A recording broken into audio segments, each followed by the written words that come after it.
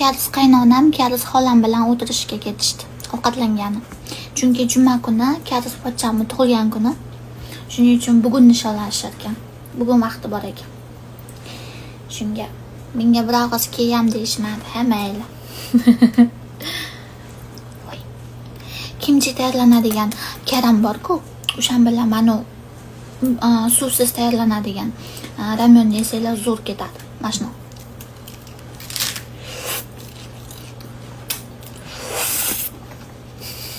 Labim og'riyapti. Nimaga ham ukol qildim ha? Qaracha.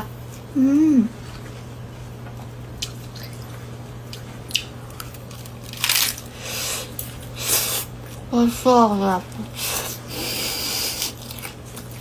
Bolacha kiyimlaridan mening bolalarimga ham mening chaqalog'imga.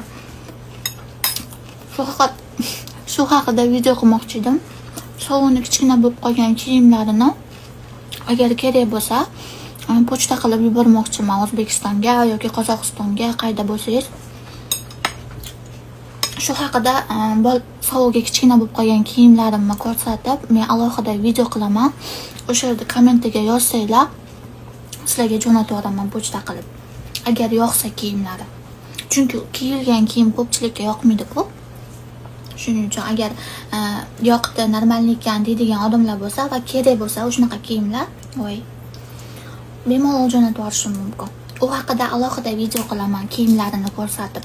Nafaqat kiyimlarini, boshqa narsalari ham bor.